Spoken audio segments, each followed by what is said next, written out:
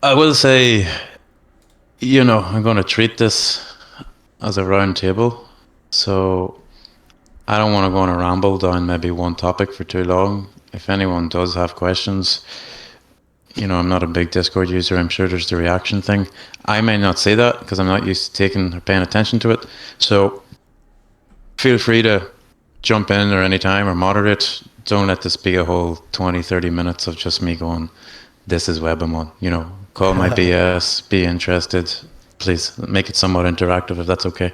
Yeah, definitely, man. Guys, feel free to ask any questions about this tool. Maybe we just take it from the top, man. Like when you open Webamon, is this the first screen that you see directly, or what's like the first thing that you see when you land on Webamon?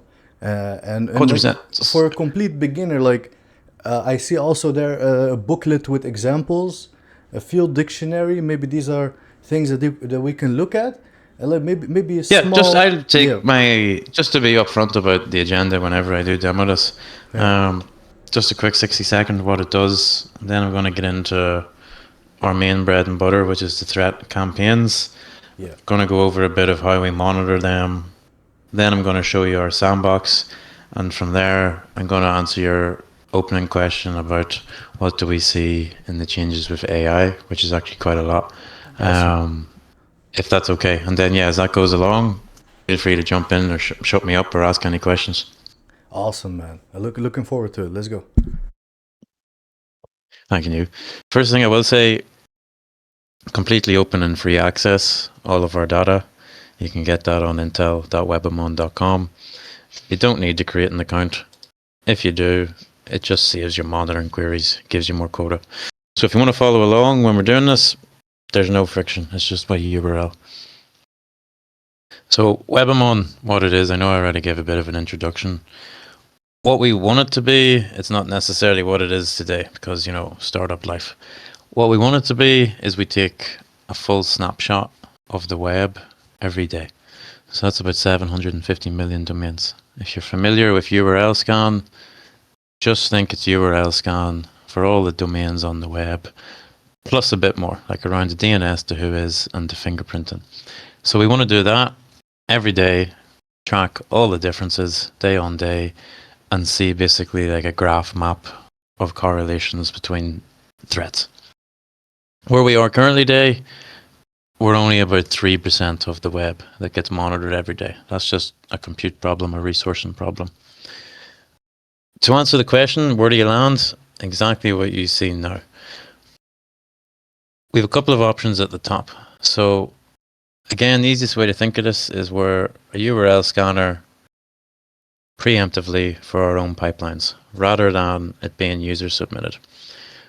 ICANN is where all the newly registered domains for the generic or the new top level domains are. Now, what the generic and the new top level domains are, think of .com, .org. These are all top level domains, but they also fall into the generic top level domain.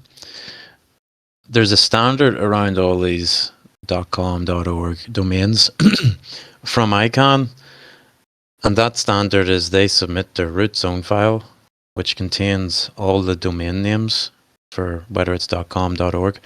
They submit that full file with all the domain names to ICANN, and then ICANN lets security researchers like me or you pull them root zone files every day. So at the minute, there's about 1,200. If I was to, I'll come back to it at the end. But this is all open source with Webamon. You can view these domains every day, the newly registered ones.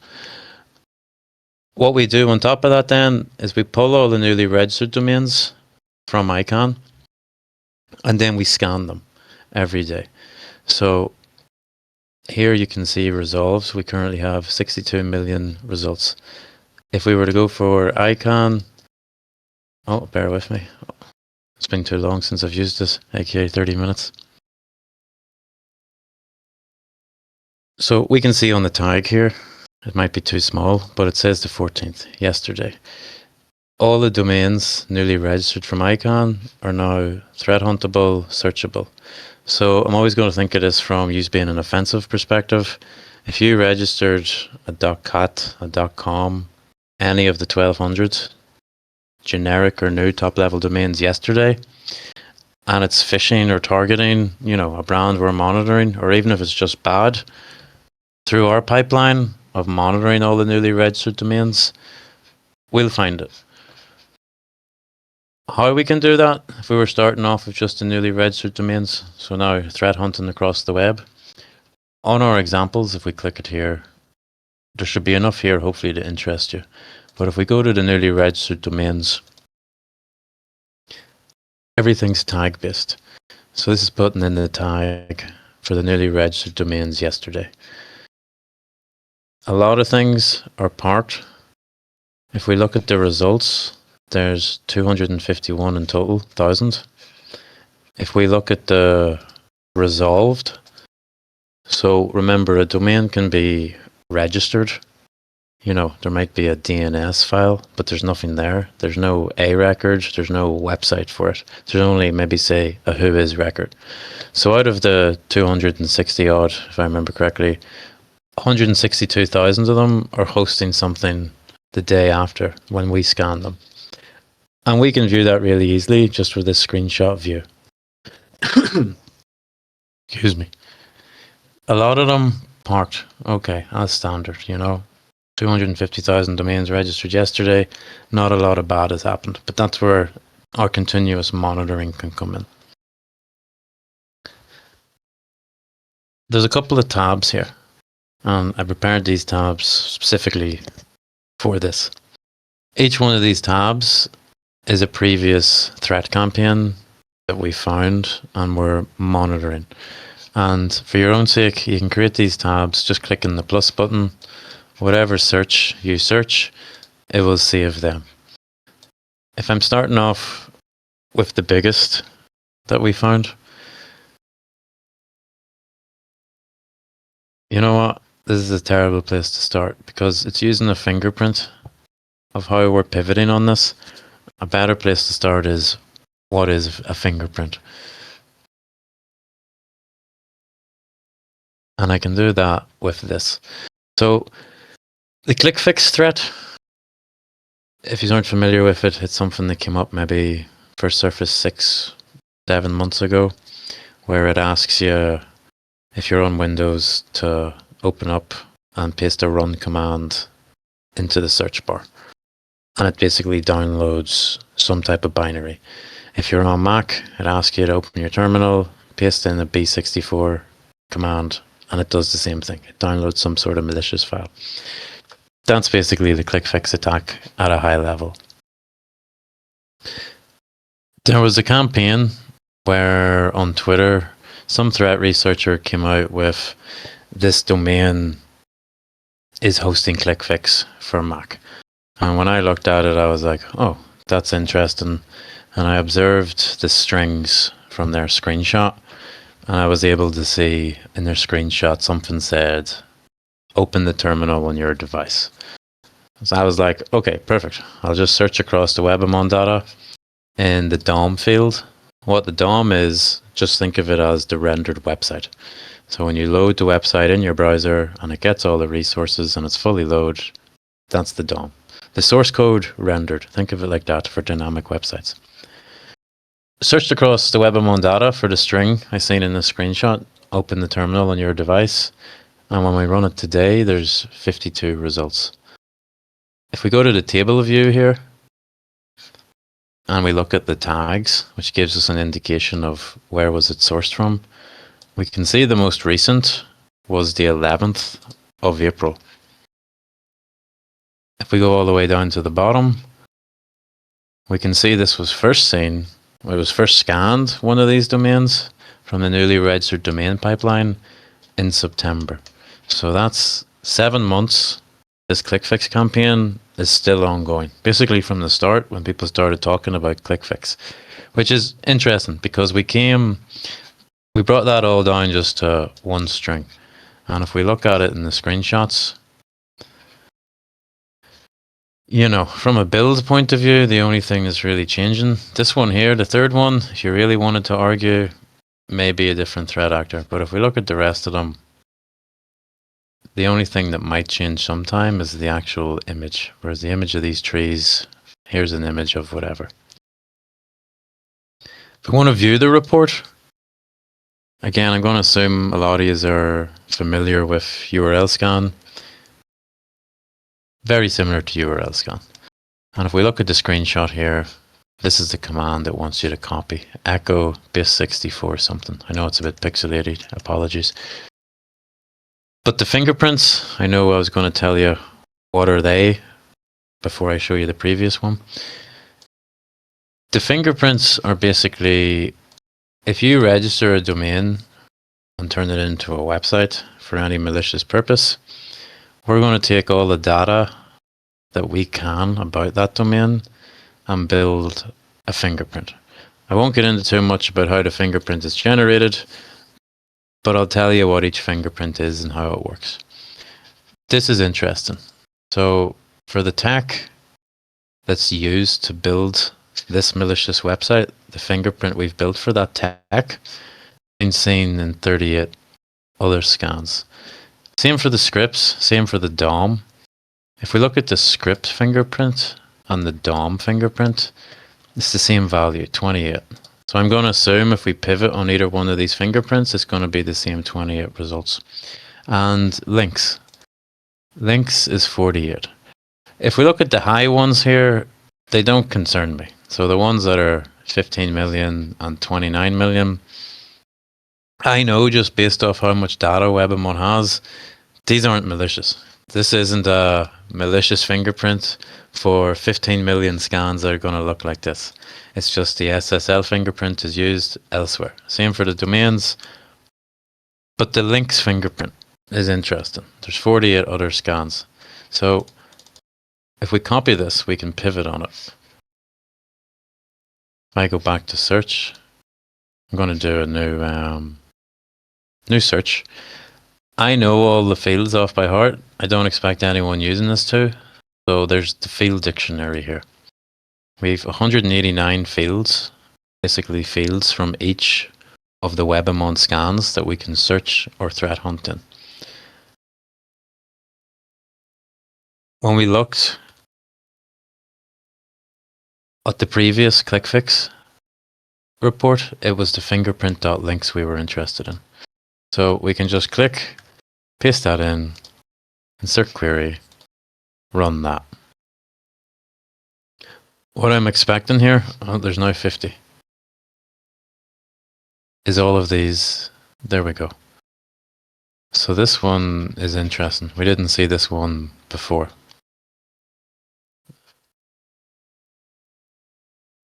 And this one, so this fingerprint we've been tracking, or that wraps up all of these new domains. So if we look at these are all different domain names registered every day since December, a couple of days in between. But they're all serving the same thing. Open this malicious command and paste it into your terminal. What that does, don't know. If you're interested, you can have a look at that. So to answer the question, before I got on to one of the campaigns we've been tracking, we were tracking that, in this case, we were using the links fingerprint as well. So I just wanted to show you what is the links fingerprint. And before I stop showing you,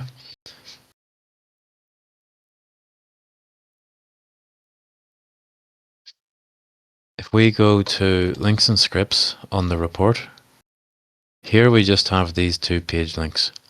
So it's a CSS file and it's a link to a favicon on GitHub.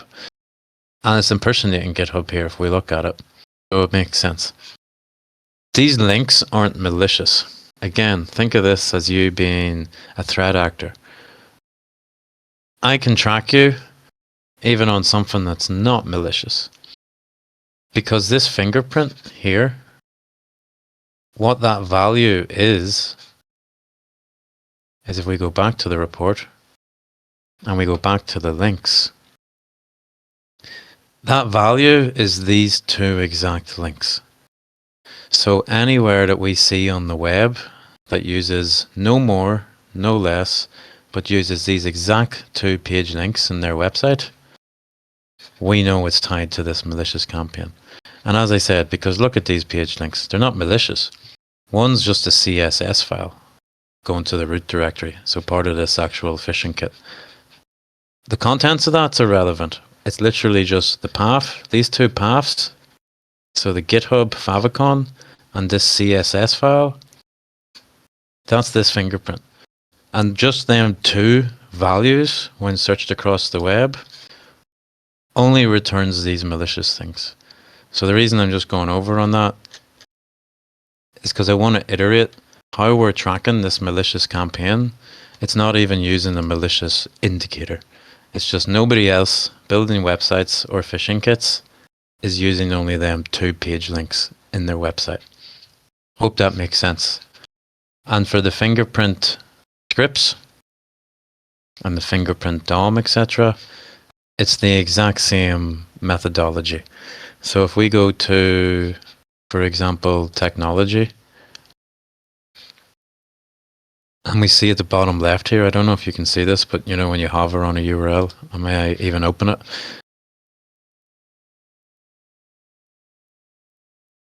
So the technology is this one website favicon that it's pulling, which is this.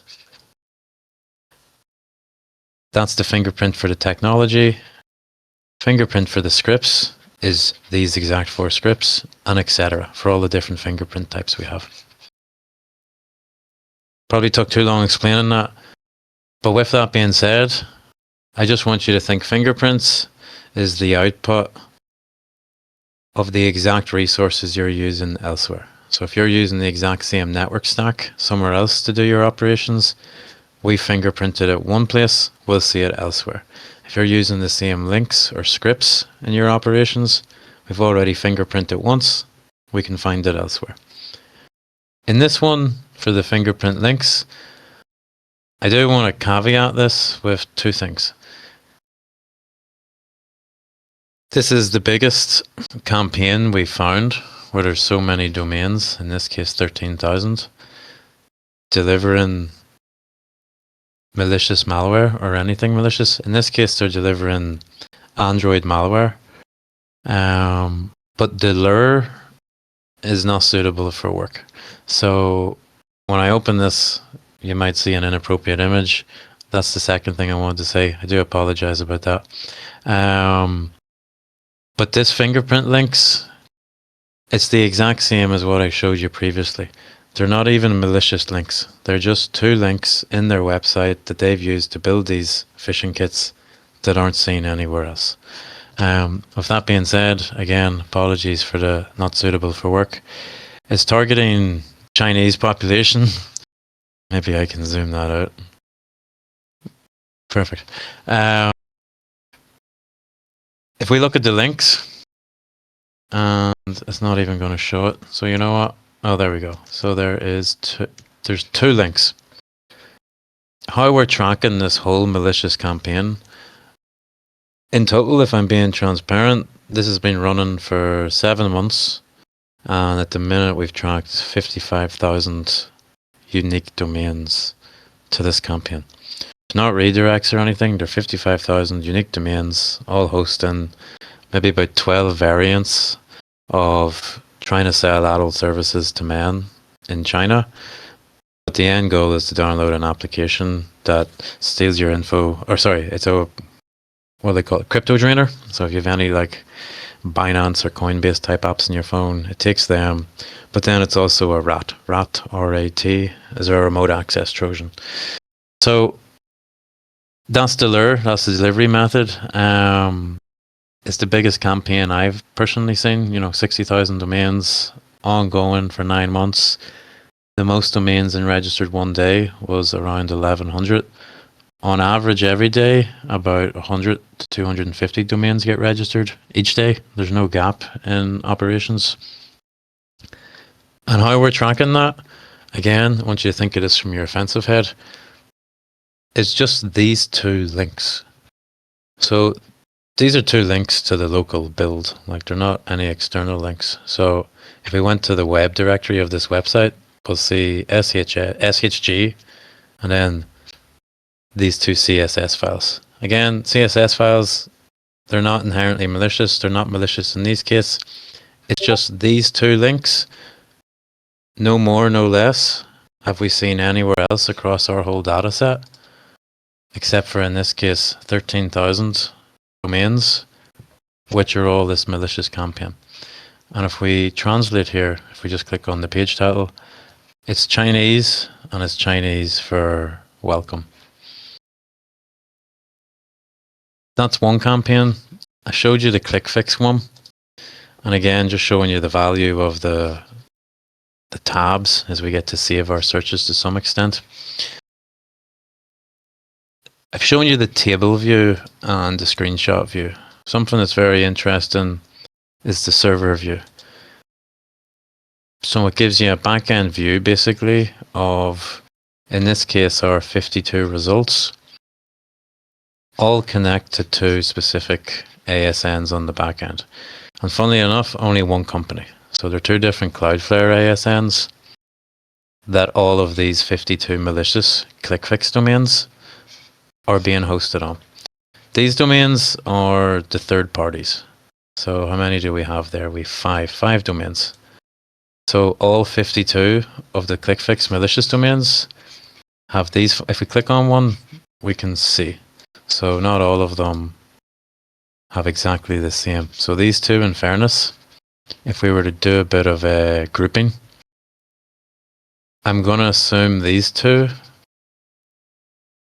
is a different threat actor. And I'm going to assume it's these two screenshots that are different, possibly. So there's one, there's two. And if we scroll all the way down, there's 3 and 4. So that doesn't add up. But again, good assumptions to have.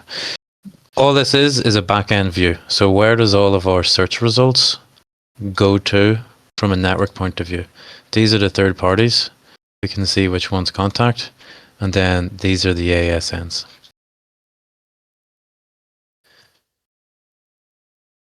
I'm going to assume, maybe, or maybe I'm not of the times, but some of you may be crypto fans or Web3 fans. If we go into the examples, we have crypto addresses. Reason we have this, and I'm not going to spend too much time on it because I can't think of much of an offensive use case to go into for you or why it would be valuable.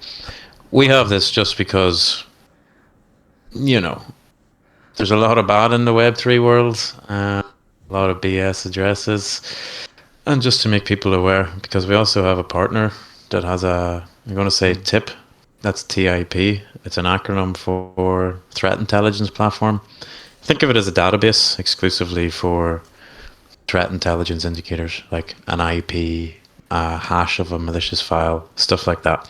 And then we can tie them to events or incidents, and it crosses everything together itself and goes, oh, it was seen here and here. That's why we do this. Sorry for interrupting. Sorry for interrupting, by the way, Steven. I was just very interested, wondering, do you think it's possible to find like phishing sites that use ClickFix, that they like inject something into your clipboard and ask you to paste it into the run prompt, like Windows R and then Control V?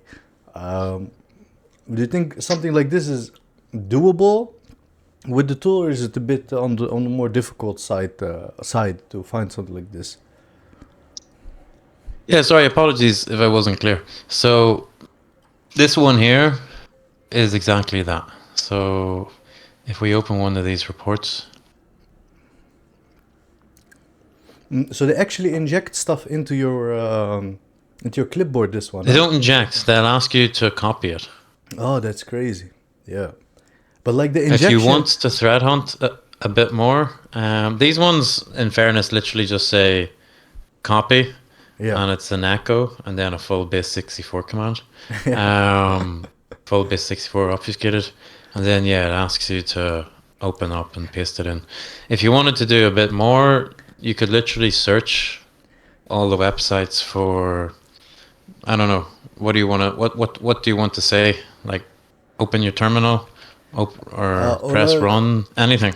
Yeah, I don't know. It's a bit tough, this one. Definitely there's a Control plus V in it as well. Maybe like, it's a bit tough to identify this one, right? Yeah. So we can do control possibly and maybe run. Maybe, yeah. Maybe this one works. The Because I'm plus really doesn't. interested in what type of stuff they would want you to copy or put into your in your terminal, because maybe there's some novel viruses or something, because usually they have to craft it so that antivirus doesn't catch it. So that would be pretty cool, I think. But a lot of them also use Yeah, no. Well, that's ter- we can look at if you want. Which one was it? Where did we go? yeah, the copy pasting stuff is pretty crazy, man. And yeah, that's what I'm saying. Like, if they actually want it to work, they must have something that goes through the antivirus. But a lot of them use turnstiles as well, right? Does this one just like not care about the turnstiles at all? Just looks at the redirect? Yeah, I think it does that, right?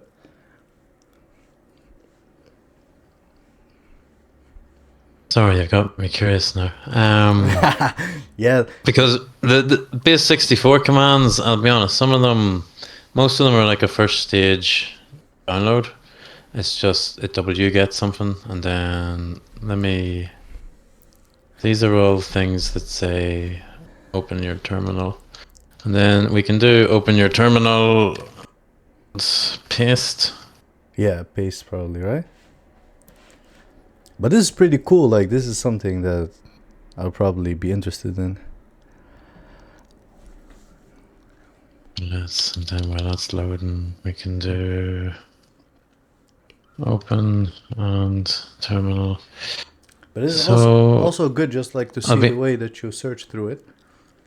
It's also very interesting. if we were to run through very quickly, I'm trying to see. Here's the ClickFix, sorry. So Yeah. Over the terminal here. yeah, so to answer your question about what were the commands, we can view the report. Yeah. And this one's more Mac. We can go view the DOM, and we know this one starts with echo. No matches. I don't believe that. It's in the screenshot. Maybe that's actually. Let's look through this. Let's wrap. So it first off posts to a log visit. I'm assuming it tells us what it does. It's Russian console error, so maybe it's built by the Russians. Who knows? But you know, this is hard coded. Yeah. Installation via terminal. Copy the installation command above. So maybe that's a script that gets pulled somewhere. Maybe we're. No, you know what? I remember looking through this before, and what's the copy is an external file, so they update Oh, it says it quite downloads easily. the MP4. Star X says. Apparently it downloads the MP4 as well. Demo This does. autoplay. Get element by copy, add event listener, async. Log visit So it page. goes to log visit. So if we I was to show you here. But also specifically just for ClickFix, like one of the use cases is to be able to see like the way that they try to obfuscate their code and stuff. Or like, yeah, because I remember, for example, my uncle sent me a book or something that he wanted to download, and he asked me if it was legit. So then I downloaded it, and it was basically just like completely a malicious file with multiple steps that when you open it, it takes you to this page and then to that page. So that's pretty interesting to find places like this to see how they structure their malware. So yeah, or is there like a direct way also with this tool to just find malware directly? Yeah, if we look at the examples, there's a couple of things. So we can do one that's always prolific is Telegram. If we were to pick any app or any brand, or if we were to pick any mobile application, whatever's the best way of delivering malware, Yeah. we have the Webamon X feed. What that is we take popular open source feeds where it's just the domain name. So if you think of OpenFish, it's the public one is 500 open URLs, but there's no data. There's not 189 data points. So we take them, X for extended, so we scan them all. But I always like hunting just the newly registered domains because by design, it's fresh. They were just registered today or yesterday. So I want to be one of the first to see what are they hosting. So here we're looking the most recent .apk in the DOM. So .apk file extension for Android. So we're looking for anything that references a .apk, and the page title of the website is Telegram. We can see on the tags here, most recent one was yesterday. Bunch of Chinese text. So when I looked at this a couple of months ago, it was funny. Iran was targeted the most. A lot of Persian text. Here we got some Russian. These, I'm guessing by the text and maybe the web build, all the same. It looks possibly like a disinformation campaign, but to answer your question, these are ones with obvious call to action buttons, to download Telegram. That's nice. So is that like a malware Google database? Plays, yeah. And I mean, well, to some degree, as part of it, you still have to maybe go out and fetch it, but to discover the malware or to discover the bad, 100%. If you're ever bored, just go through these queries. So awesome, Phishing, brand abuse, game mods and cheats, malware and C2 detection. So this is any domain that honestly just registers to an IP. Now we do have some feeds. One of them is the open directory feeds. Now a lot of these are just default Apache websites, so we can see they're just index of whatever, index of root. But sometimes when a domain's registered and before they fully set it up, and we scan it before they fully set it up, it may redirect or it may resolve to index of, and then some sort of interesting file. But I mean, if we were just to look at one of these, most of them are just a basic install with CGI bin. We can see there, yeah. But if you wanted to look for open directories, that's one way. And if you knew what sort of directory name you were looking for, just put it in here in the filter or the domain. But if you had to find other malware, if you already knew the hash of something, we have the SHA-256 field for all of the resources.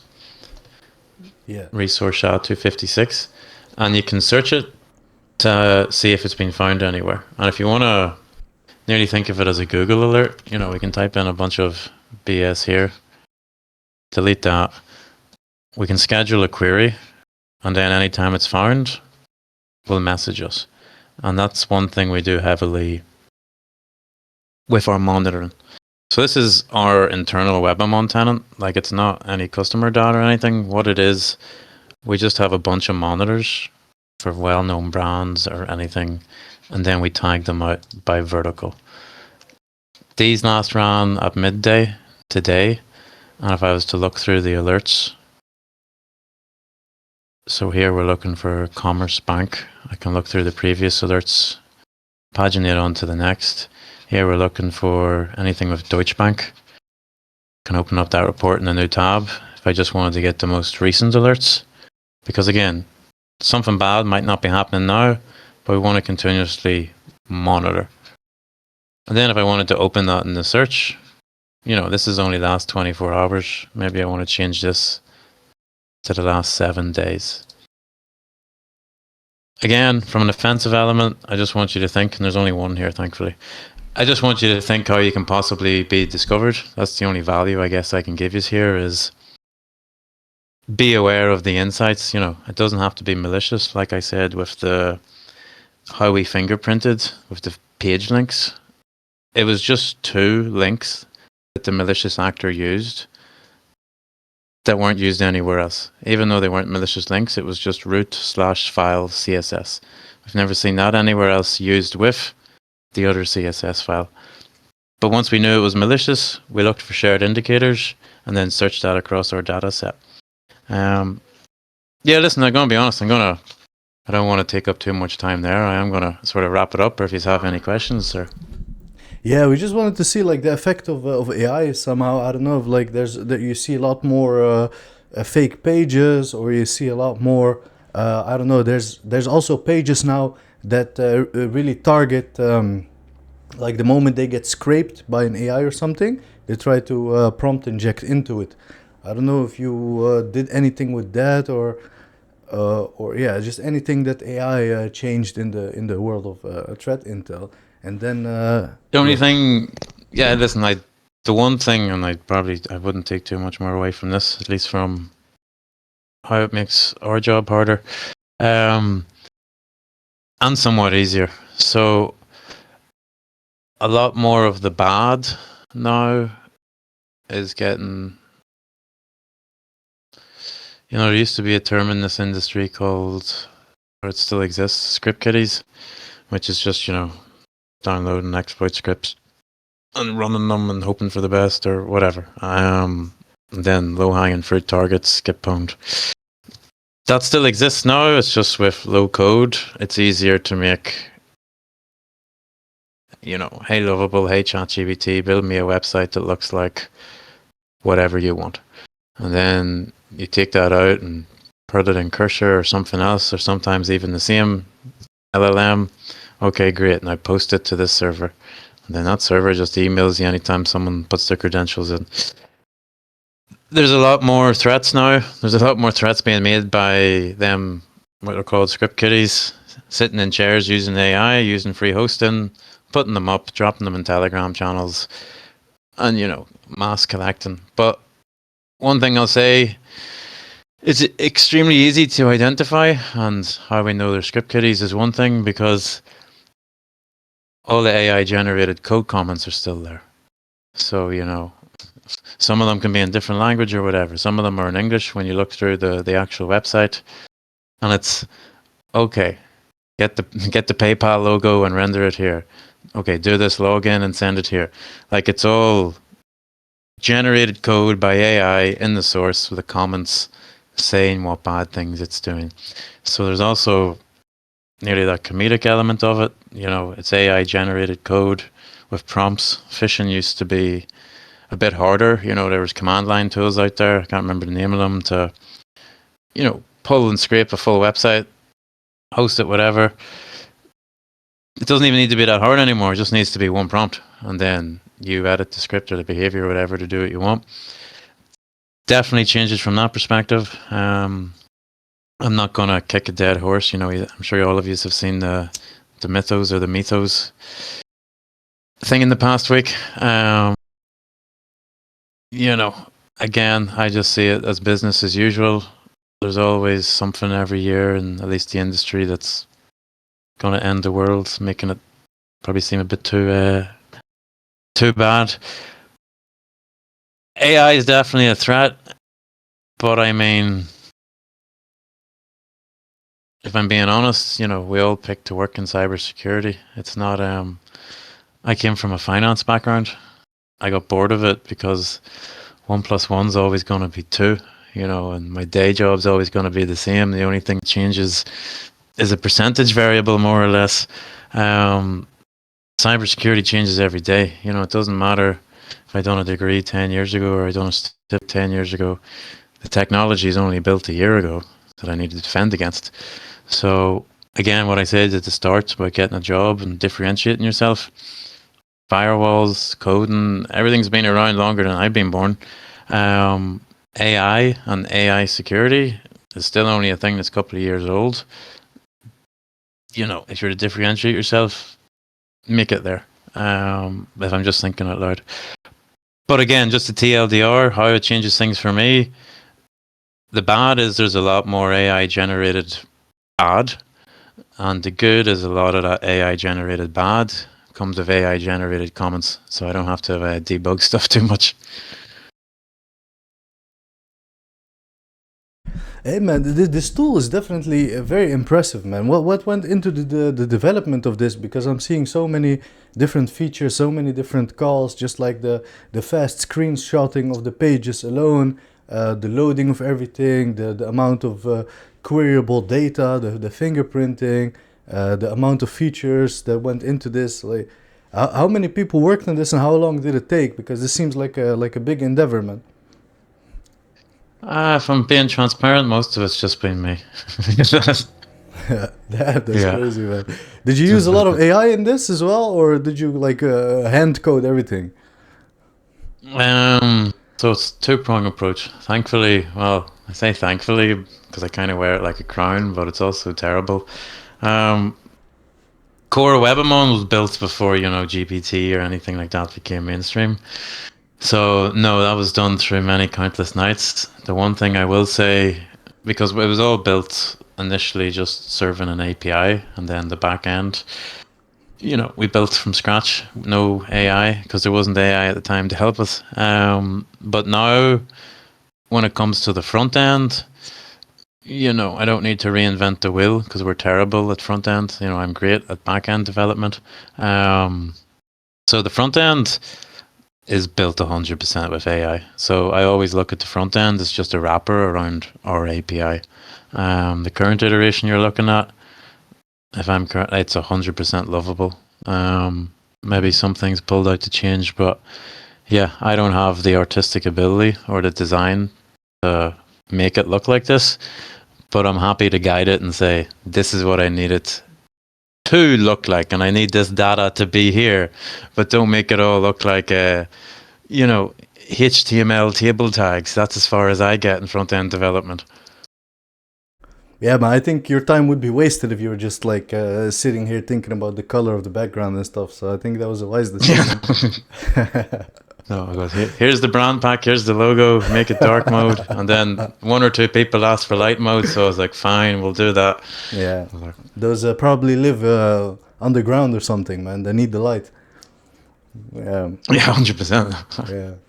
But no, thank you. I do appreciate you having me. And one thing I will say, listen, is intel.webamon.com, you don't need to sign up. We don't need to connect your email address. If I remember, current quota is 50 or 100 searches Yeah. a day. And then when you put your email in, I think it's 1,000. So we don't restrict anything. I The think only thing Nimble. is, I think Nimble already hit the limit, and also some people who were lucky enough to be able to use the code. They're saying that they didn't get an email or something. I don't know. Nurex said it. no, they didn't, because we we screen everybody that actually signs up for a paid version, because we have to protect the element of, is this a bad actor? So yeah, no, listen, it's a process where, to be honest, I questioned that because when I joined, I seen the Stripe checkout with the code go 5 times, and I'm like, oh, do you already do the giveaway? So no, the first thing I do when I get off this call is I click create a new tenant and put yous all in because I know who yous are. Job done. Don't be worrying. Perfect, guys. Don't be worried. If you're a good guy, you'll get through it. If you don't get an account, you Yeah. just put the code back in the chat. And if we get 5 codes back, then some people are getting banned, man. But No, listen, this is what I'll say is we'll have that in the next 20 minutes, and I'll hang around here on Discord. If you don't, shoot me a message. yeah, no, it's awesome. Hey, I saw some more questions. Appreciate you. Amber asked, you mentioned to differentiate, and she's asking about like some concrete points. What would you advise to differentiate yourself in the field? Like you mentioned also GitHub and keeping your repos up to date. Do you have any other concrete things, like how could a hacker differentiate himself in the days where juniors are being kicked out for AI? Depending how far you want to go, as I said, do your own research and then speak about it. If you haven't heard of B-Sides, it's a cybersecurity conference, red and blue team, all over the world. Wherever country you're in, there's most likely a B-Sides. Most of them have what's called a rookie track. So if you've never spoke before, it's like, okay, well, you can do a track that's 10 minutes speaking and 5 minutes questions. Do that. Expose yourself. And I hate to say this, but we live in a world where who you work for doesn't carry as much more weight as who you are. Like, if you're on LinkedIn, you need to expose yourself, make a name for yourself in the industry. Okay, I know X, Y, and Z because of he does A, B, and C, or she does D, E, and F. So, and don't just make it be, okay, I know Stephen because he works at Webamon. No, it's like, I know Stephen because he's done X, Y, and Z. So that to differentiate yourself without sounding a bit stupid or silly, you got to do something different. And that's what most things, if you sign up for a B-sides or something to speak or a rookie track, you got to go and do something different, more or less, by design. And we gave away some tickets also to B-sides Groningen, which is one that's being held in the Netherlands. And I think a couple months ago there was one also in Amsterdam. So B-sides also active here. But definitely just... Perfect, 100%. Yeah, definitely try to do something and talk about it or publish a bit about it. If you really want to differentiate yourself, you're going to have to come up with something, I guess, that's useful for people, right? Or at least something that's impressive or something. Yeah, it must have value anyway. It must add value either to the company that you want to work at or value to people who are going to see your work. I think the key word is value. And also there's a question from Doran. He's asking about how much resources does it take a daily snapshot of the web. You mentioned you only have 3% of the full web. Why is this, if I may ask? He said, Mr. Doran. It's the short version is it's a money problem. So it's a resource problem.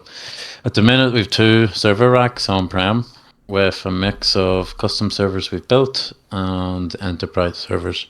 So we've 19 servers at the minute, and 15 of them run our full open source sandbox. And we scan as much domains as we can from ICANN every day. The base is the newly registered domains. We do the Webamon X feed. So it's a scaling horizontally issue. We need to rack more servers. The 3% goes to 4%, then it goes to 5%, rack more servers, and repeat until that coverage grows. So, yeah, money resource issue. I mean, realistically, if we were to do 100% of the web, which, if I'm being realistic, 80-90% of all known domains, in just buying the servers, depending which way you want to do the maths, is anywhere from $500,000 to over $1 million. The whole web? Never mind running them. At that point you have a mini data center. So you got to pay electric. You got to pay your dedicated ISP. You got to have cooling. You got to have, at that point then you got to have a bunch of redundancy. So it's like, it turns into a data center project when you start putting the percentage high enough. Yeah, makes sense, man. StarX is asking also, is there a way for threat hunting for correlation of activity, groups, usernames, etc., or just phishing campaign, like some correlation? If you know like a domain asset or a website that a threat actor group is using, by all means. So like, remember we seen, in the China campaign, we scanned one domain. The one thing I will leave you on, like here's a Binance campaign with the fingerprint of SSL. How we find this, let's say in your case, you have a known bad, so you have an incident and you want to turn it into a campaign. For simplicity's sake, let's say I took this domain z7gp.com and then I scanned it because that's my known bad.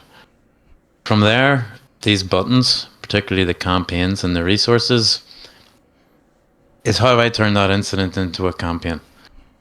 So if I click on the campaigns, what this does is it takes all our generated fingerprints for the certificates, the DOM, the third parties, the network stack, and searches across all of our data set.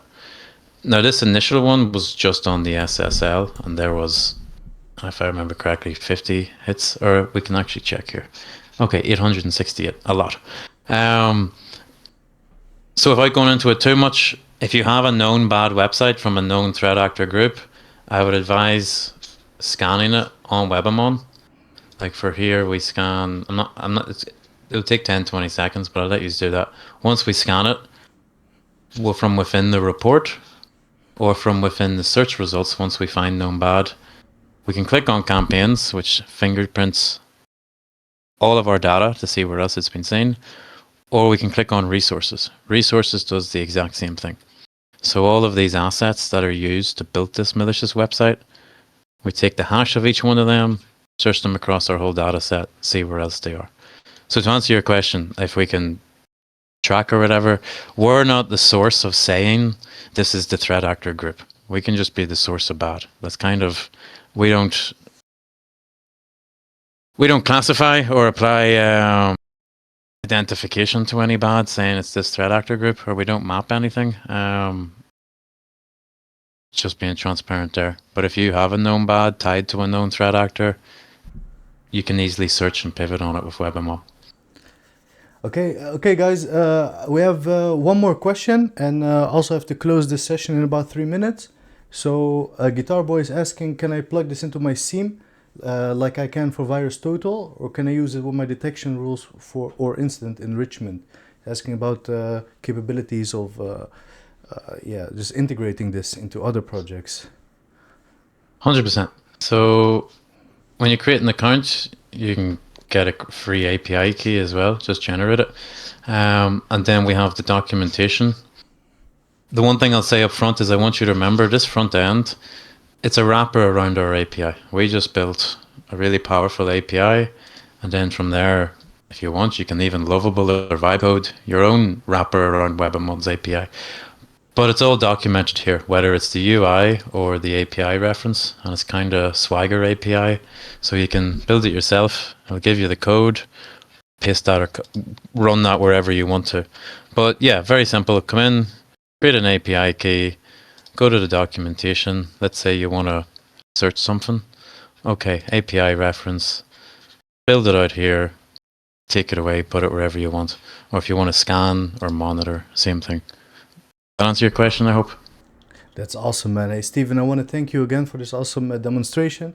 Thank you for coming back again and for the great giveaway. And it's such a great tool, and it has so many capabilities. Also interesting for finding malware, for example, or examples of fixing, and a lot of other stuff like you showed C2. If you want to be inspired by what the malicious guys are doing, this is the way to find them easily. And also you can try it for free, and if you're lucky enough, you can use it even more. Or you can always, of course, buy a subscription and support Steven as well. This is not a paid promotion, but Steven, this is the second time he came and showed the tool in the group, so definitely appreciative of your time and of this great tool and of the nights without sleep that you spend developing this. So yeah, thank you once again for being here and showing this to all of us. And thank you all for being here and asking questions and being awesome. And a lot of more cool talks coming in the future. Once again, Steven, thank you very much. It's a pleasure, honestly. Thank you for having me again. And yeah, listen, I don't want anyone to click on the pay button. So if you genuinely hit a point where you've signed up with your email and you've hit the only reason to pay is you've hit an API quota, let me know. Listen, I'll just up the quota. Like, that's not the point here. The point is to give exposure to students or people who want to get in the industry without making it hard for them.